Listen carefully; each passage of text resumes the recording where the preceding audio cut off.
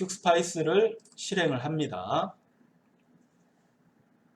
실행해서 이번에는 다이오드 그림을 그려보도록 할게요.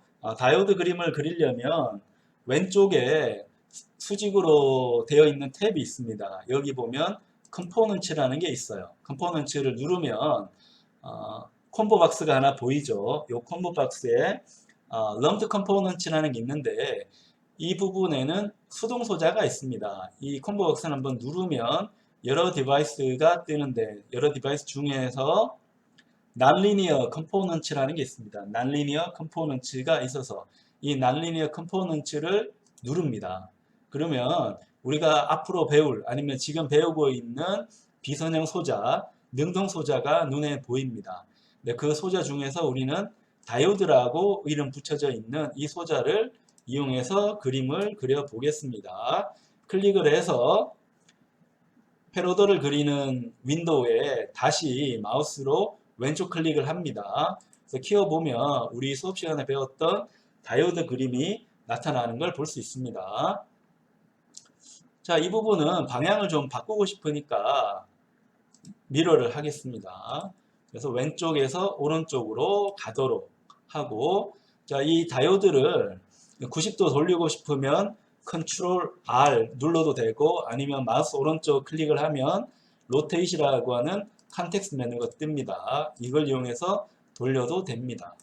자, 이렇게 90도 돌리고 요 텍스트는 옮기고 싶으면 마우스로 지금 왼쪽 클릭을 하고 있습니다. 클릭해서 이동하면 여기에 있는 텍스트 위치를 여러분이 원하는 대로 옮겨줄 수가 있습니다. 그래서 우리가 그리고자 하는 거는 IV 커브를 그리고 싶습니다. IV 커브를 그리기 위해서 자, 우리가 그릴 그래프를 한번 볼까요? 자, 우리가 그릴 그래프는 IV 커브를 그릴 건데요. 자, IV 커브라고 하는 거 한번 보면 자, IV 커브 우리말로는 굳이 번역을 하자면 전류, 전압, 곡선 혹은 우리가 더 수학적으로 설명한다면 그래프라고 이야기할 수 있겠죠. IV 커브가 중요한 이유는 다이오드뿐만 아니고 능동소자의 특성, 능동소자 특성을 분석하기 위한 훌륭한 도구가 IV 커브입니다. 근데 가로축이 중요한데요. 이 가로축에 들어가는 것은 전압입니다. 가로축이 중요한 이유는 가로축이 수학에서는 독립변수죠. 그러니까 가로축을 변화시켜서 세로축의 그 크기가 얼마나 변하는지를 표현을 하잖아요. 그래서 세로축에는 전류를 그려줍니다. 이 전류는 종속 변수가 됩니다. 그래서 IV 커브를 그리는데 전압이 변했을 때 전류가 어떻게 변하는지를 그래프로 그려줍니다. 이건 다이오드뿐만 아니고 우리가 다음에 배울 트랜지스터 이런 종류들이 다 특성을 분석을 할 때 IV 커브를 그리게 됩니다. 그럼 우리가 시뮬레이션을 잘 하면 어떤 특성이 나와야 되는가 하면 전압이 없을 때는 전류도 없어요. 그래서 V가 0이면 I도 당연히 0이 나옵니다. 근데 전압을 높여가면 디프레션 리전이 줄어들어서 전류가 지수함수적으로 커집니다. 지수함수적으로. 얼마만한 속도로 커지는가 하면 I라고 하는 거는 IS의 2의 V 오버 VT 마이너스 1. 자, 요게 유명한 다이오드 이퀘이션이 됩니다. 다이오드의 방정식이 되고, 그래서 여러분이 중요하게 봐야 되는 부분은 전압이 변동할 때 전류가 변동하는데 어떤 특성으로 변동하는 겁니까? 지수함수적으로.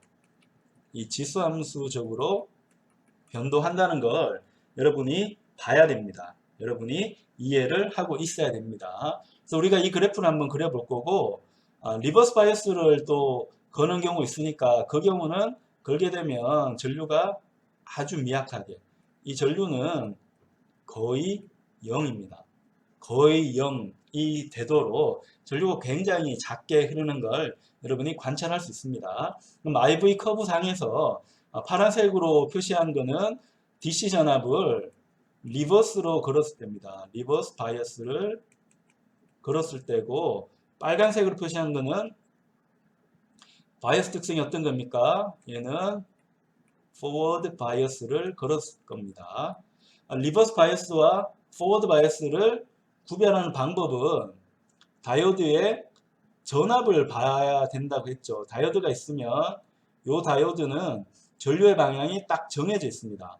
전류의 방향은, 다이오드의 전류의 방향은 이 화살표의 방향과 똑같이 얘가 기준 전류의 방향입니다. 그리고 수동 소자이기 때문에 전류는 전압이 높은 곳에서 낮은 곳으로 흘러야 됩니다. 전압이 높다는 것은 플러스로 표시를 하고, 전압이 낮다는 것은 마이너스로 표시를 합니다. 이게 딱 고정이 되어 있는 소자가 다이오드 소자입니다. 저항이나 인덕터 커패시터는 플러스 마이너스가 구별이 되지 않습니다. 아무렇게나 연결하더라도 관계없는데, 자, 우리가 지금 사용하는 이 다이오드라고 하는 소자는 플러스하고 마이너스가 엄격하게 구별이 되어져 있습니다. 그래서 이 구별된 내용을 적용해서 한번 그래프를 그리려고 하는 겁니다. 그래서 빨간색으로 플러스 전압이 에노드 쪽에 잘 걸리고 마이너스 전압이 에노드 쪽에, 캐소드 쪽에 잘 걸리면 얘는 포워드 바이어스가 되는 겁니다. 이렇게 걸리면. 근데 리버스 바이어스라는 거는 전압 전류가 이제 거꾸로 걸리는 겁니다. 캐소드 쪽을 플러스, 에노드 쪽을 마이너스를 이제 걸어주는 겁니다. 마이너스 쪽을. 자, 요걸 걸어주게 되면 전류는 어떻게 흘러요? 전류는 당연히 플러스에서 마이너스로 흐르는 게 정상적인 방향인데 잘 흐를까요? 못 흐를까요? 다이오드이기 때문에 다이오드가 가리키는 이 전류의 방향하고 반대 방향이니까 전류가 거의 못 흘러서 이 경우는 전류가 거의 0이 됩니다. 그러니까 이렇게 DC 전압을 걸어주는 것을 우리가 리버스라고 이름을 붙입니다. 그래서 이걸 이제 기본적으로 알고 있는 상황에서 똑같이 한번 그래프를 그려보려고 합니다. 자, 그러면 여기 우리가 필요한 거는 이 다이오드에 전압을 가해줘야 되니까 컴포넌트 탭에 가서 콤보 박스 누르면 소스라는 부분이 보입니다. 그럼 DC 볼티지 소스가 보이니까 얘를 하나 갖다 놓겠습니다. 놓고 이 볼티지 소스와 다이오드를 선으로 연결하겠습니다. 연결하고 전압 기준을 알려줘야 되니까 접지를 또 연결을 하겠습니다. 자, 이렇게 해서 계산을 하면 되는데, 계산할 때는 시뮬레이션즈라는 게 있어서 이 시뮬레이션 콤보 박스를 눌러서 아이템을 선택을 하고 DC 볼티지를 갖고 옵니다. 그 다음에 View All 눌러서 그림 크기를 자동으로 맞춰 줍니다. 자, 이렇게 해서 우리가 시뮬레이션 한번 눌러보면, 자, 저장하라고 하니까 이번에는 테스트 다이오드라고 할까요? 자, 테스트 다이오드로 시뮬레이션을 해서 누르면 문제 없으면 이제 우리가 그래프를 그리기 전까지는 뭐 특별한 결과를 보여주지는 않을 거고요. 다시 여기에 DC 바이어스를 걸어주게 되면 우리 당연히 1V 걸었으니까 상단부에 1V 나올 거고 밑에는 접지니까 0V 나올 겁니다. 이건 새삼스러울 건 없는데 우리가 관찰하고 싶은 거는 내가 이 다이오드에 전압을 흘렸을 때 전류가 얼마나 흐를지를 확인을 하고 싶습니다. 전류를 확인하고 싶은데 전류 확인하는 거를 한번 해보죠. 전류 확인하기 위해서는 Devices, 그러니까 위에서 두 번째 있는 아이템인 Devices에 가서 여기에 Current Probe를 가지고 옵니다. 이 Current Probe를 가지고 와서 아마 이렇게 연결하면 저절로 연결이 될 거예요. 특별한 하자 없이 연결이 될 거고, 얘는 좀 이름을 우리 쉽도록 바꿔주겠습니다. Cin, Current In이라고 이렇게 바꿔줄까요? 바꿔주고 텍스트를 약간 움직여 줍니다. 그래서 Cin이라는 거는 자, 볼티지 소스의 전압이 다이오드에 가해졌는데 그때 흐르는 전류가 얼마인지를 확인하고 싶다는 겁니다. 그래서 Calculate DC bias를 누르면 전류가 얼마나 흘러요? 64A 흐르네요. 이게 현실적으로는 불가능한 수치죠. 이렇게 크게 흐르는 이유는 뭘까요? 내가 전압을 너무 크게 걸어서 그렇습니다. 다이오드는 1V가 걸릴 수가 없어요. 이런 소자는. 그래서 얼마를 해주는 게 맞는가 하면 약 0.7. 우리 수업 시간에 배운 것처럼 다이오드가 켜지기 위해서는 0.7V 정도 걸어주는 게 좋으니까 그렇게 걸어주면 575 마이크로 암페어. 그러니까 1mA도 흐르지 않나요? 그래서 만약에 얘를 0.8 정도로 하게 되면 다이오드 전압이 더 커져서 자, 좀 전에 거는 한 0.5mA도 되지 않았는데 0.1V만 키워줘도 전류가 훨씬 더 커져서 27.5mA 정도 우리가 통상적으로 쓰는 전류 수준이 나오게 됩니다. 자, 이걸 여러분들이 한번 시뮬레이션을 해 보는데 근데 우리가 이제 시뮬레이션을 할 때 자, 이렇게 전압을 계속 바꾸어서 시뮬레이션 하기는 어렵잖아요. 그죠? 어려운데 이걸 쉽게 해줄 수 있도록 스파이스에서는 변수를 정의할 수 있게 하고 있습니다. 변수를 정의할 수 있게 해주는데 자, 여기 메뉴 쪽에 보면 자, Insert Equation이라는 메뉴가 보입니까? 그러니까 여기 툴바에 보면 툴이죠. 툴바에 보면 Insert Equation이라는 게 보이는데요. DC 바이오스 계산하는 거 옆에 루트 X처럼 보이는 툴이 있는데 얘를 눌러서 변수를 하나 정의를 해 줍니다. Equation은 이제 더블 클릭을 해서 들어가도 되고 아니면 오른쪽을 보면 컨텍스트 메뉴가 뜨는데요. Edit Property를 이용해서 들어가도 됩니다.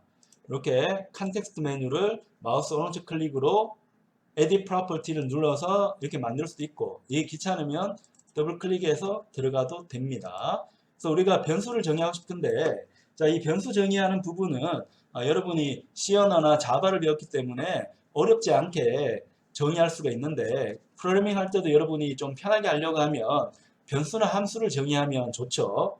그래서 이 equation이라는 항목에서는 변수와 함수를 정의할 수가 있습니다. 우리는 일단 지금 배우는 단계니까 변수만 한번 정의를 해 봅시다. 그래서 이름을 in 그래서 초기 값은 0.8 이렇게 해서 OK 눌러서 변수를 하나 정의를 해 줍니다. 그럼 얘가 0.8V가 초기 값이 되는데 자, 중요한 부분이 있습니다. 여러분이 프로그래밍을 할 때도 자, 변수를 정의를 했어요. 변수를 정의했다고 해서 그 뒤에 프로그램이 다 저절로 돌아갑니까? 그렇게 되지 않고 우리가 변수를 정의했으면 자, 이 변수를 사용을 해야죠. 그 뒤에 코드라든지 함수에서 이 변수를 사용을 해야지 결과가 내가 정의한 변수에 따라서 바뀌게 되잖아요. 자, 그렇기 때문에 여기에 전압, 입력으로 넣어주는 전압이 0.8V인데 이 전압 대신에 우리가 만든 equation, 그러니까 Vin이라고 하는 이 변수를 사용을 해줘야 됩니다. 그래서 더블 클릭을 해보면 여기에 있는 value 값을 다 지우고 Vin이라고 적어줍니다. 자, Vin이라고 적어서 이제 시뮬레이션을 한번 해보면 자, calculate DC bias를 하면 아까랑 똑같이 27.5mA가 측정돼서 나오는 걸 볼 수 있습니다. 근데 뭐 여기까지 하는 거는 우리가 프로그래밍을 잘 해왔기 때문에 뭐 크게 어렵지 않게 따라올 수 있는 거고 여기서 새롭게 해보자 하는 거는 자, 우리가 이 전압값을 바꾸고 싶습니다. 우리 보고서에도 보면 자, 이 보고서에 자, 포워드 바이어스도 그리고 리버스 바이어스도 그리라고 했잖아요. 포워드 바이어스와 리버스 바이어스를 다 그려야 되니까 Vin이라는 전압이 마이너스 전압부터 플러스 전압까지 바뀌어야 된다는 뜻입니다. 그럼 이걸 어떻게 바뀌게 할 거냐라고 할 때 우리가 만약에 이 스파이스를 우리가 직접 프로그래밍을 한다고 하면 어떻게 하면 될까요? Vin이라는 변수를 기준으로 해서 루프를 돌리면 되죠. 그러니까 C 언어나 자바 같은 데 보면 for 구문이 있잖아요. 그러니까 for 구문을 돌려주면 되는데 그림으로 그리는 스파이스에서는 for 구문을 우리가 프로그래밍 언어처럼 코딩할 수 있도록 지원해 주지 않습니다. 자, 그런 방법이 없는가 하면 오히려 더 쉬운 방법을 제시하고 있습니다. 프로그래밍을 모르더라도 for 구문을 돌릴 수 있도록 해주는 블록이 있는데요. 자, 그 블록은 시뮬레이션지를 한번 찾아가 봅니다. 시뮬레이션 찾아가 보면 블록이 헷갈릴 정도로 많이 있는데 이 중에서 SWP 보이나요? SWP 파라미터 수입이라는 건데 얘가 for를 돌려주는 구문입니다. for 구문을 돌려주는 구문 view all에서 조금 더 줄이면 파라미터 수입이라고 하는 블록이 이제 보이는 거고 이 블록을 보면 재미있는 사실이 자 시뮬레이션은 뭘 할 건지를 정해주게 되어 있습니다. 근데 여기 있는 시뮬레이션이라고 하는 거는 자 우리가 좀 전에 설정해서 계산했던 DC 시뮬레이션의 이름입니다. 이 DC 시뮬레이션 이름이 뭐예요? DC1이죠. DC1. 이 DC1을 선택을 해주면 됩니다. 그래서 이 파라미터 수입은 계산을 해주는데 자, 어떤 계산을 할 건지를 정해줘야 됩니다. 근데 파라미터 수입에서 연결돼서 이제 보는 부분은 DC 시뮬레이션이면 이 DC 시뮬레이션의 이름을 적어주는데 지금 우리 파라미터 수입을 갖다 뒀기 때문에 파라미터 수입은 자동적으로 DC1이라는 이름을 자기가 이제 설정을 해줍니다. 그 다음에 해줘야 되는 부분이 수입 파라미터라는 건데요. 이 수입 파라미터는 자 for 구문을 돌릴 때 자, 컴퓨터에서도 보면 이런 거를 여러분이 느꼈을 겁니다. 자, 우리가 for 구문 C 언어로 돌린다고 하면 어떻게 돌립니까? for 구문 돌린다고 하면 변수를 이미 정의를 해줘야 되잖아. int에서 i는 0에서 요 i가 예를 들어 나 100까지 돌린다고 하면 100보다 작거나 같을 때까지 i++ 해서 구문을 이렇게 돌리잖아요. 그럼 여기서 이 for 구문 돌리려고 하면 뭐가 필요해요? 돌릴 변수가 필요하죠. 이 돌릴 변수가 정의가 돼서 비교가 돼야 되잖아요. 자, 그러면서 어떻게 됩니까? 여기에 있는 코드에서 i라고 하는 변수 i가 사용이 되어야 되는 거죠. 자, 그래야지 여기에 있는 이 for로 만든 루프가 구동이 되게 됩니다. 자, 이걸 기본적으로 알고 있는 상황에서 한번 보자고요. 자, 그러면 for 구문을 돌리려고 하면 뭐가 필요하다고 합니까? 변수가 필요하죠. 근데 그 변수는 우리가 뭘로 정했습니까? 그 변수는 vin이라고 하는 변수로 정했습니다. 그래서 vin을 바꿔주는 겁니다. 자, 바꿔주는데 for 구문에도 있듯이 자, 얼마부터 시작해서 얼마까지 그 다음에 어떤 스텝으로 값을 얼마만큼 증가시키면서 특성을 볼 건가 하는 겁니다. 자, 예를 들어서 나는 시작은 한 마이너스 3V에서 해서 스탑은 1V가 아까 너무 컸기 때문에 0.9V까지만 한번 계산을 변화를 시켜 보겠습니다. 그러면 스텝을 바꿀 수도 있고 넘버를 바꿀 수도 있는데 자, 이 차이를 보기 위해서는 스텝부터 한번 바꿔볼까요? 스텝은 예를 들어 0.1이라고 하면 어떻게 됩니까? 자, 마이너스 3V부터 시작해서 0.9V까지 가는데 스텝은 얼마로 간다고요? 스텝은 0.1로 가는 겁니다. 그러면 맨 처음에 마이너스 3V 넣었다가 그 다음에 얼마 넣어요? 플러스 0.1을 해주니까 마이너스 3 더하기 0.1 해주면 마이너스 2.9가 되겠죠. 이게 0.1 스텝으로 계속 커져서 얼마까지 가는 거예요? 0.9까지 가는 겁니다. 0.9까지 가면서 계산을 40번을 해주는 겁니다. 근데 나는 이게 더 많이 갔으면 좋겠다 하면 여기 스텝을 바꿔도 되고 아니면 넘버를 바꿔야 됩니다. 나는 넘버를 80번을 하고 싶다. 그러면 80번 했을 경우에 스텝은 0.049 이게 마음에 안 드는데요. 81 해볼까요? 해보면 좀 숫자 떨어지긴 하는데 이게 값이 커질수록 여기에 있는 스텝 값이 줄어드는 것을 볼 수 있습니다. 예를 들어 난 83으로 하겠다고 하면 마이너스 3에서 0.9까지 값이 변하는데 어쨌건 스텝은 등간격으로 하면서 계산하는 포인트는 83번을 계산하라는 뜻입니다. 그럼 이게 좋은 점은 뭔가 하면 이 소자의 대략적인 변동하는 특성을 내가 눈으로 관찰할 수가 있는 거죠. 스파이스가 존재하기 전에는 자 이걸 내가 일일이 손으로 계산을 하든가 아니면 등가적인 함수를 찾아서 대략적인 예측을 해야 됩니다. 불편하죠. 어렵기도 하고 사람은 단순 반복 작업을 하면 지겨워집니다.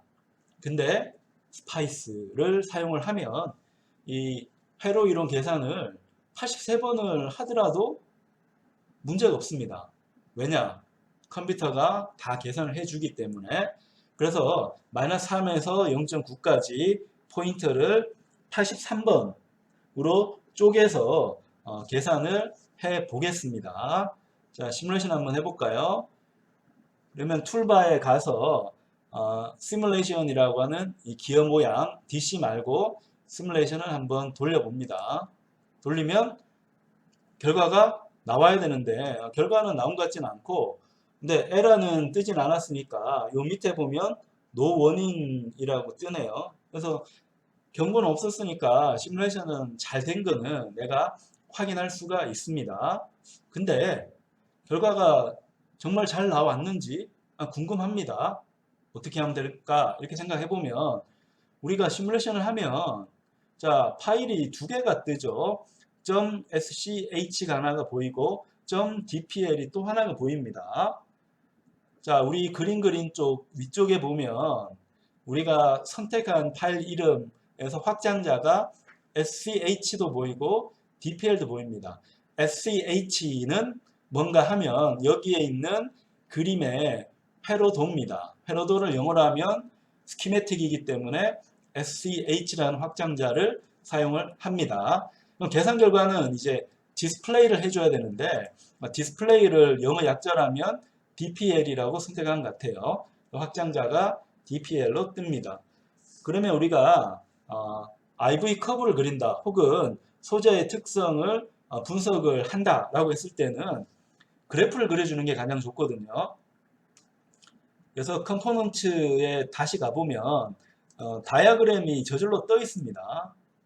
우리 스키매틱으로 다시 가면 시뮬레이션이 뜨지만 디스플레이로 가면 저절로 디스플레이 할 수 있도록 콤보 박스에 있는 다이어그램이 선택이 되네요. 이 중에서 우리가 쓸 거는 여기 2차원 그래프를 사용을 합니다. 뭘 눌렀는가 하면 여기 보면 카티전이라고 되어 있는데 그 데카르트 좌표계로 그린다. 우리가 수학 시간에 흔히 봤던 x축을 가로, y축을 세로로 해서 보는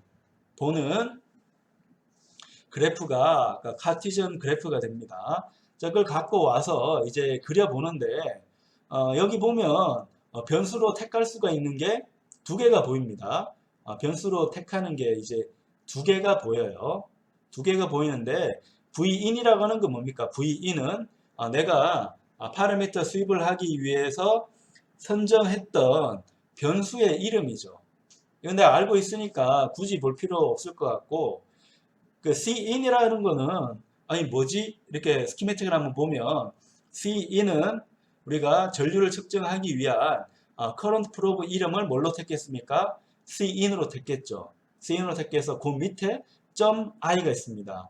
그러니까 current probe 밑에 있는 전류를 계산을 하게 해주는 그 결과니까 얘를 눌러서 그래프에 담습니다. 담아서 OK를 눌러봅니다. 자, 그림이 좀 작은데 이걸 마우스로 드래그 해가지고 자, 이쪽에 보면 갈색으로 된 네모가 보입니다. 이 네모를 클릭해가지고 키우면 크기를 키울 수가 있습니다. 자, 키울 수가 있는데 보면 0.9V만 되더라도 전류가 1.2A 흐르는데 이건 비현실적인 값입니다. 너무 커서 그러니까 이 스텝을 0.8로 줄일까요? 0.8로 줄여서 다시 한번 돌려봅니다. 이게 어려운 게 아닌 게 우리는 직접 계산하는 게 아니잖아요. 컴퓨터로 계산하는 거잖아요. 컴퓨터로 계산하는데 여기가 좀 모양이 꾸불꾸불하게 보이네요. 그러면 이 경우에 포인트를 또 많이 증가시켜서 한 201개 엄청나게 포인트를 한번 증가시켜서 계산을 해볼게요. 하면 이 그래프도 더 예쁘게 나오고 결과도 더 세밀하게 볼 수가 있어요. 그러면 이 그래프는 우리가 어디서 본 거예요? 이론적으로 다이오드의 IV 커브라고 할 때 봤던 그래프하고 완전히 똑같은 그래프가 나온 거고요. 그럼 여기에 보면 이 그래프에 이제 모양이 보일 건데 이 모양은 뭐랑 닮아 있을까요? 이 모양은 지수함수하고 닮아 있습니다. 왜냐하면 우리가 다이오드를 풀 때 사용한 방정식이 다이오드 이퀘이션인데 다이오드 이퀘이션은 지수함수로 구성이 되어 있습니다. 그래서 지수함수로 구성이 되어 있기 때문에 그 지수함수의 특성이 그대로 출현해서 이 그래프가 그려지게 됩니다. 그럼 이 그래프를 한번 보면 여러분이 이제 보고서 내라는 거는 요거를 똑같이 한번 여러분이 그려보고 요거 캡처 하나 하고 그 다음에 결과를 얘를 캡처를 해서 보고서로 제출을 하면 됩니다. 예를 들면 이제 캡처할 때 여기 화면 캡처 기능이 있으니까 잠깐만요.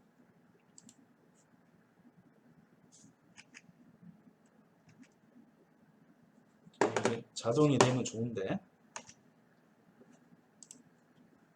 자, 여기서 그냥 캡처 하겠습니다. 스크린 프린트해서 자, 캡처를 해서 요 그림을 잠깐만 요거를 약간 옆으로 해서 저쪽에 메뉴가 자꾸 뜨니까 바꾸어서요. 화면 캡처. 자, 요 그림이 이제 우리가 바라는 결과가 됩니다. 그러니까 요 결과를 여러분이 제시를 할 수 있으면 시뮬레이션 한 게 되니까 여기 한번 하면 요게 이제 캡처돼서 나오죠. 여기서 이제 보고서에 담으라고 하는 거는